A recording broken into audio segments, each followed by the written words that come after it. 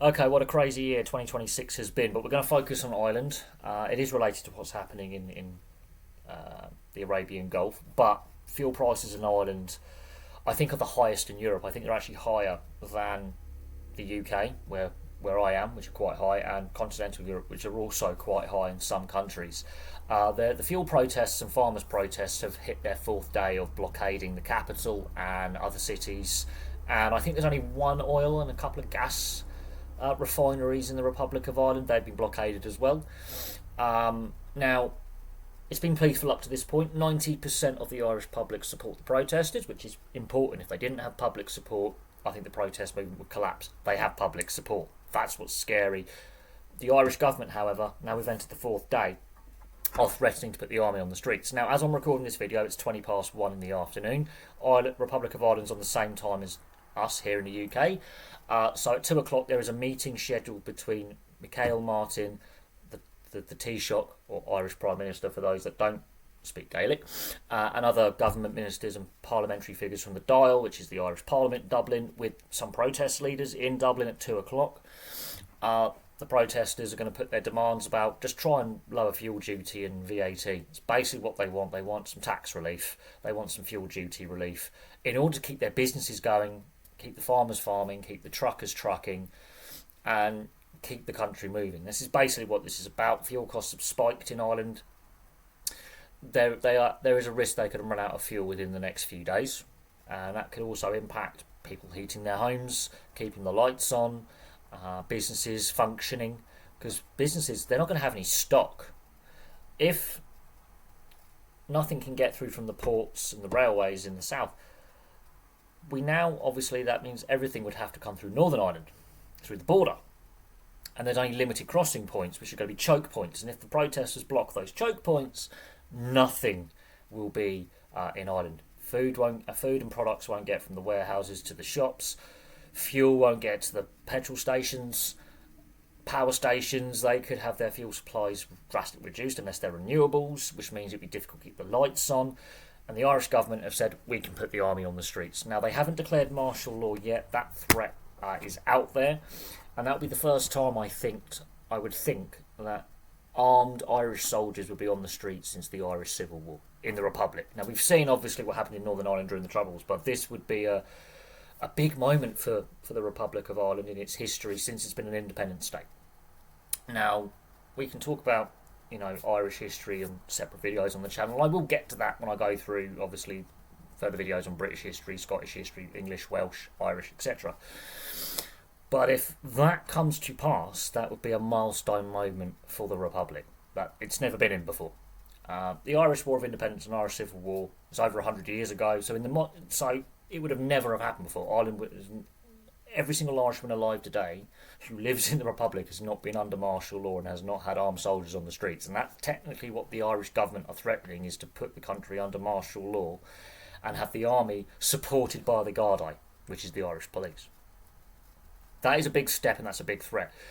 I fear if the Irish government does that, there is the risk. Then there are still paramilitaries on the island of Ireland, and Ireland's obviously very famous for men in balaclavas setting off car bombs and shooting people. And there has been videos circulating so far in 2026 of paramilitary groups, and they claim they are, and they name themselves, threatening anti-government violence, anti-immigrant violence, and that could spur them, and that could be the spark for some serious civil disorder and violent disorder. And these protests have been peaceful. There's been no hint of any violence or aggression. The police have kept a quiet eye on things. I don't think there's been any arrests at this point. They're asking them to move on, but they say that they're being peaceful. The public in Ireland support them. And this is where the government's got to tread very carefully over in Dublin. Look, we've seen, obviously, disorder across Europe. I would say 2011 we had the riots in the UK, and I remember that very vividly. But since, I'm going to say 2018, apart from football violence, we have seen a lot of protest movement and violent riots across Europe at various flashpoints. We saw it with the Yellow Vest movement in France to begin with. COVID riots and COVID protests from 2020 through to 2022. There were some flashpoints there. And then we had the riots in the UK in 2024, but we've also seen riots in Dublin last year. We've seen other violent clashes across Europe as well. Small scale, some of them, but there's been some big protests in Brussels and Paris. We've seen some violent clashes in Germany. We've seen protests in Scandinavia. And if you go to London every weekend, there's a protest and some kind of disorder happening that isn't sport related. But at the moment, this protest movement in Ireland is exceptionally peaceful. Now, if Michael Martin, the Taoiseach, and the Dáil, which is the Irish Parliament, do agree to put soldiers on the streets, there could be mass civil disorder, and I do mean that. Ireland is historically, since the 1920s, stayed neutral in every conflict, non-participant. It's famous for its UN peacekeeping missions to the Middle East and Africa. Very famously, rarely does the military get a very public kind of role. But the threat to put soldiers on the streets and call up reservists, this could escalate. And a lot of political commentators and social commentators have been saying that if disorder is to really hit Europe and anti-government protests to be ramped up, Ireland would be the first spark that could set a domino effect. We've seen, as I say, growing frustration, especially with a lot of young people, working class people, at governments. And this is something that I've seen over many, many years. There is definitely an undercurrent of resentment of how countries are being run. The cost of living crisis that hasn't been dealt with very well. High taxes, wage stagnation. I mean, the Irish economy went through a brutal period between 2008 and about 2012. Brutal period. People's houses were made worthless. People lost their savings. People lost their jobs. And the working classes and the farmers, the haulage firms, a lot of their workers and a lot of the small business owners are on the breadline, in the sense they can barely turn a profit with regulation as it is, and they're angry at the Irish government. The Irish government has not given any kind of relief packages in regards to tax reductions or tax freezes or temporary reductions on VAT and fuel duty. Other countries in Europe have done that.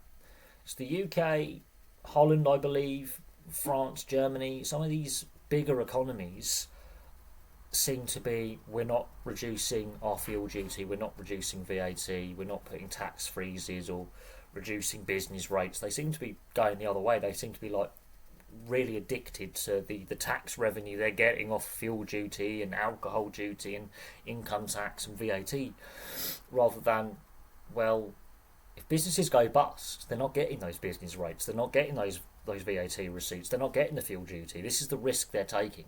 And by threatening to put soldiers on the streets, that risks really inflaming a lot of social and economic tensions that people feel. So we'll see what happens at 2 o'clock when this meeting takes place. We'll see what statements are released by both the Irish government and politicians of all parties in the Irish Parliament and the protest leaders. And if they don't come to an agreement and soldiers are put on the streets and reservists are called up, this is a watershed moment that I don't think a democratic European country has seen for a very, very long time.